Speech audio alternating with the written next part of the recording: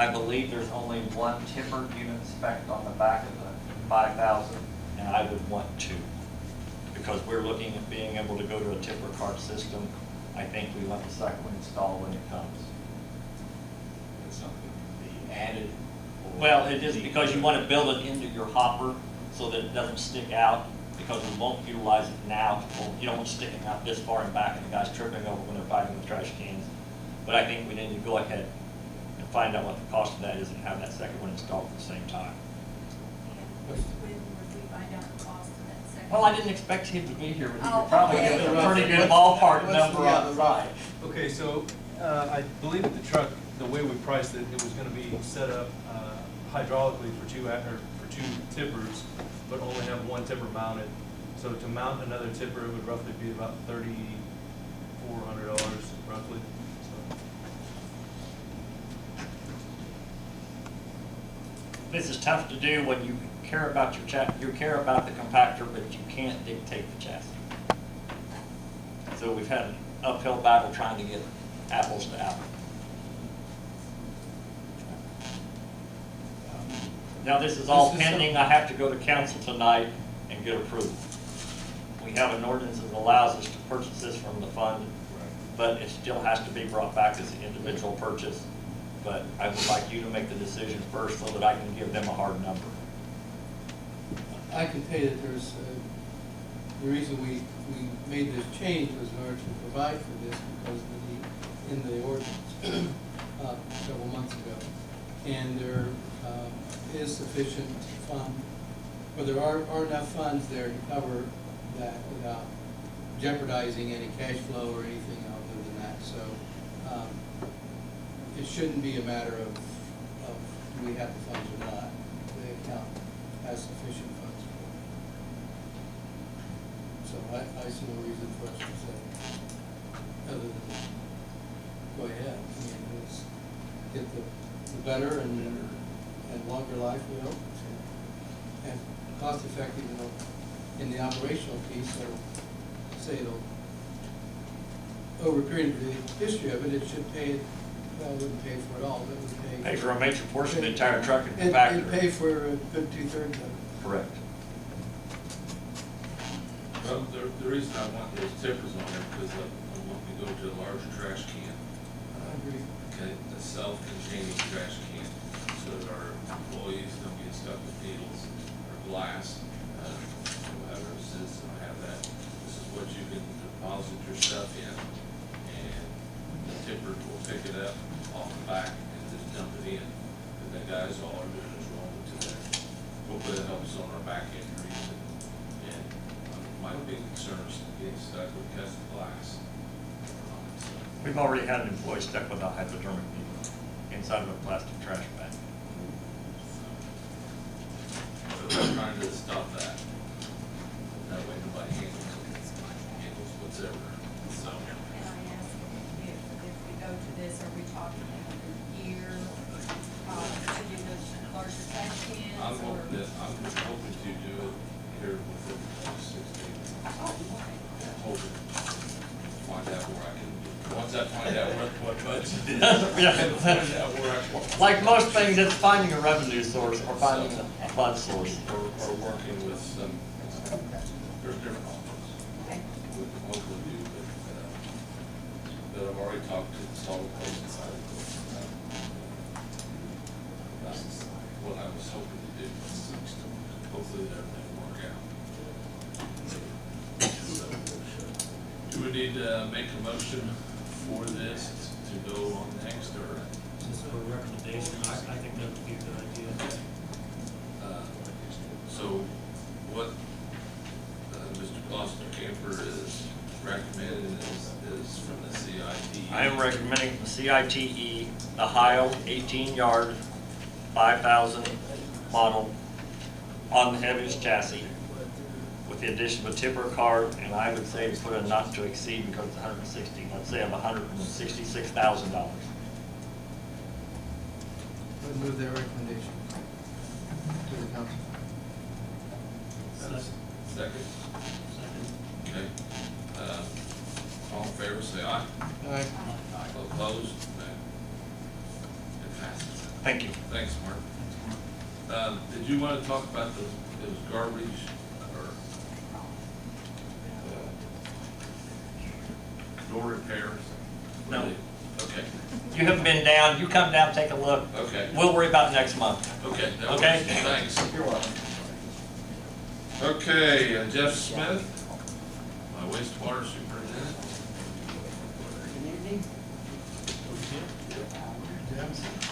You should have received a copy of the local ordinance I need to amend. I'll just kind of explain what's going on. Starting back in, it was 2013, we had to do a study for the EPA, because I wanted to reduce the nickel limits to industry. It takes a long pre-treatment study. We did a pre-treatment study, and we submitted all that back in 2013. And now it's time to go ahead and start passing the ordinance. The reason I need to pass this is our discharge limit for nickel is 0.13 milligrams per liter on a monthly average, and 0.33 on a daily max.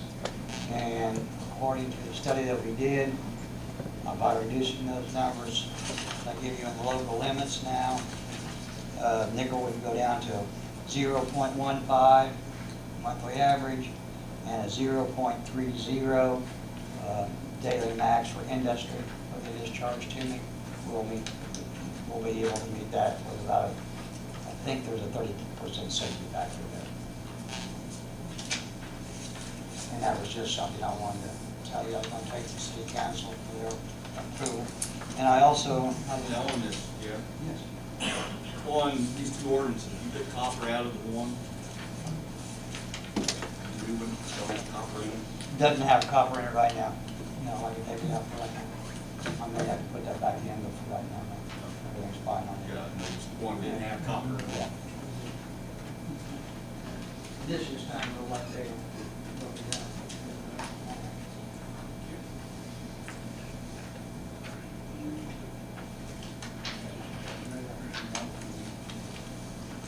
Okay, thanks. And basically, when I give you an update, because how long it takes for me to get analysis back from the labs, December's as quick as I can get it. January's lab analysis, both the medicine stuff won't be back in another 2 or 3 weeks. And I just kind of give you a breakdown of our rainfall. Our daily max is a little over an inch. Monthly total of 4.3. Wastewater treatment, we treated a daily average of a little over 5 million. A daily max of a little over 12.5. And our monthly total is 155 million gallons. And I just kind of give you just an overview of the BOD, total suspended solids and ammonia, pH, dissolved solids, or dissolved oxygen, things we report, and we're well within limits and actually getting very good reductions. We did have an upper gear on our secondary clarifier fail in December. It's Darren was going through his pictures. Go back to that one, it's got the blue thing on top, Darren. I'm glad you realized to take a picture.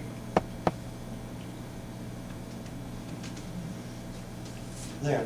That big blue item he's lowering down on there, there's an upper gear drive and a drive on top. There's a bearing that sits inside that upper gear drive. The bearing failed. It's been in since 1988, so it's had a lot of revolutions since They never stop. They run 24 hours a day, 365 days a year. They never stop. They move very slowly, but they never stop. What happened is there's 131 1-inch balls in there. One of the balls finally broke down. Once they break down, they start to turn to a little bit of grit, so then it just takes the whole thing out. So that's the parts were ordered. They finished reassembling it all today. It's all put back together. We're waiting for the drive unit to get back, and then it'll be completed probably Wednesday. And we'll put it back online. As far as we can get by with 3 clarifiers, unless we like a 3-inch rain, then I'll be in a little bit of trouble. But anything below 3 inches of rain, it won't bother us at all. Upcoming projects, we're doing a long-term control plan project on that. So, upgrading a little bit of our flow structure. And then also, we've got some stuff coming up in the near future, is a phosphorus removal. And our next permit cycle will begin in 2019. We'll have to remove for phosphorus from our wastewater. There's two ways to remove it. One's biologically and the other's chemically. We're looking at biologically and with a chemical backup because it costs a lot less. The chemicals are fairly expensive when you start having to use the quantities that we have to use. Okay, we kind of covered, and all together that would cost around a total is around $6 million to do that.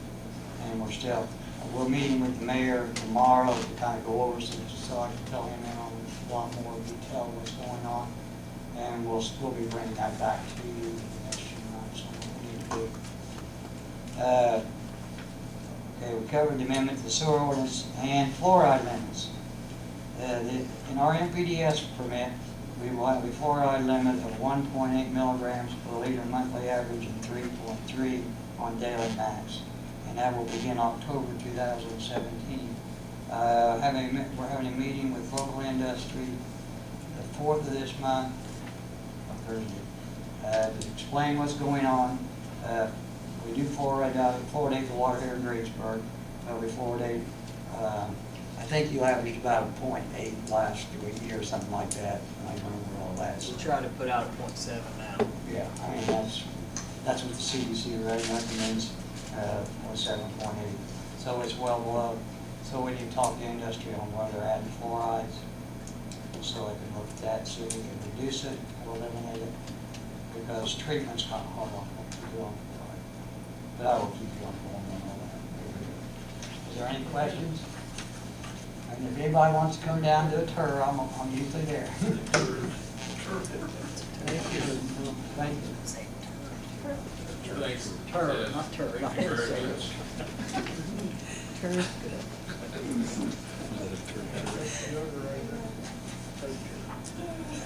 Okay.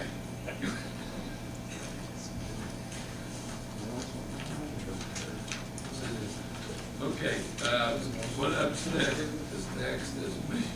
And what I'm looking for is, these are the quotes for the personnel policy and our handbook, job descriptions. It's not been done for 4 years or 5.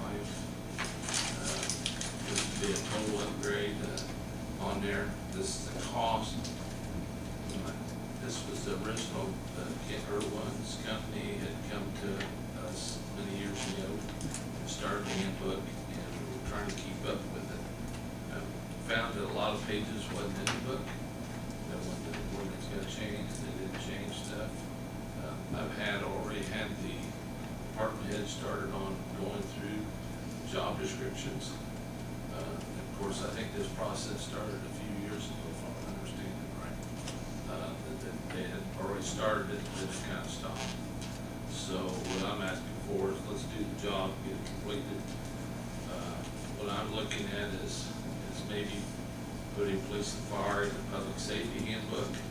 Right now, fire department's separate from the rest of the guys that bring all that stuff together on their side, and plus the rest of the employees will be able to have their handbook.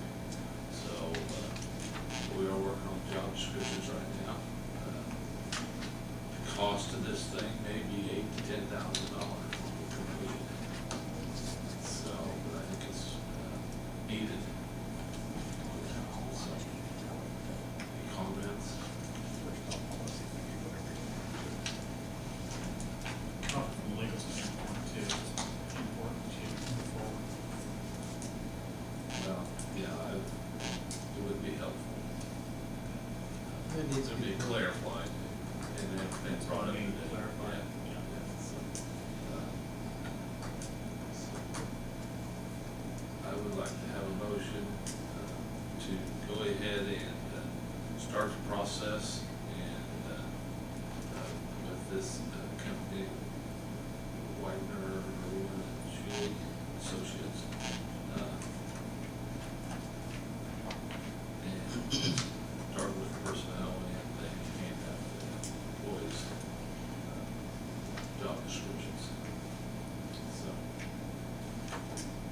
I would move support of, the letter of engagement that you proposed. This update of the employee. Do I have a second? Okay, thanks. Any other discussion? All in favor, say aye. Opposed? Thanks. Okay. Well, the chamber last year came before the board, or before the council, and or was it Board of Works? Okay, and they're using a new part of the school, or the building. But what you found out, that the furnace in their room, and the furnace in the next room beside it, we was robbing pieces from the furnace, and taking pieces to fix other furnaces in the building. So, to fix the furnace in the chamber room is gonna be about $1,500. We wanted to do the next, we found out the electronic piece is not working, so it's gonna cost us about $5,000 to do the second room. The first room, I've already went ahead and said get her done so that they can get moved in. But the other piece, I kind of slowed up and said, wait a minute, and so I just kind of want you all to know what's going on with the furnace in that area, so. But it looks like it's gonna cost us about $5,000. So that second room vacant? Right now, it has, the kids' closet. Just storage. It's just a short. Problem is, I'm afraid of, and this is the concern when they got 10 below zero. There's pipes in that wall, and if we don't keep the pipes going and moving, it would freeze, and we would have a bigger mess, I'm afraid.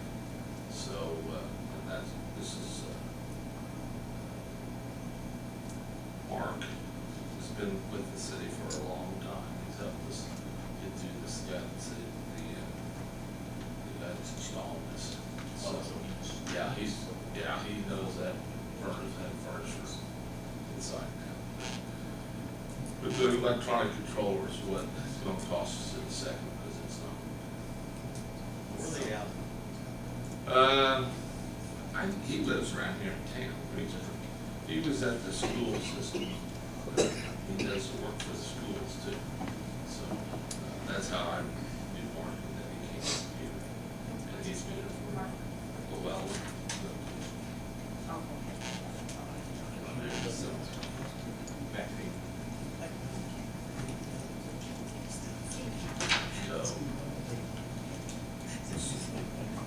So do I need a motion to go ahead with that 5,000, or just, can I go ahead and do it, get it fixed? I don't know. I don't know either. I would assume that it's something that that's not it's a repair, it's not a new project. Right. Counselor, do you know the numbers on the dollar amount? Yeah. I know off the top of my head. Yeah, you guys are okay with it, so we can approve it. Just so you know, It's staff different. approval. Cheaper in the long run. Yeah. If they freeze, we're gonna be in trouble. Yeah, yeah. I'll make the motion that we move forward with the repairs. About $6,500. Okay, 65. Okay. We got a motion, spend $6,500 on the project for the furnace at this time. Any other discussion? All in favor, say aye. Aye. Opposed? No. Passed. Thank you. I just kind of want you guys to be aware of what's going on. Next, I have Steve Garrett, Fire Chief. He sent you you should have received a bureau report from the fire department. That's that information here, basically goes through the run section and stuff like that. I didn't know if you had any questions for him.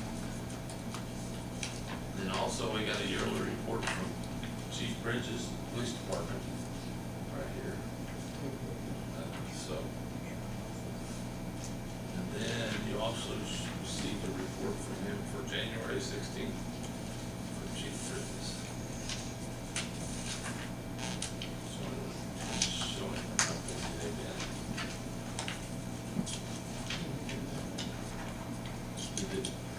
one of these each one? Chief? Very Oh, good. I got it. It's in the back. Okay, thanks. All right.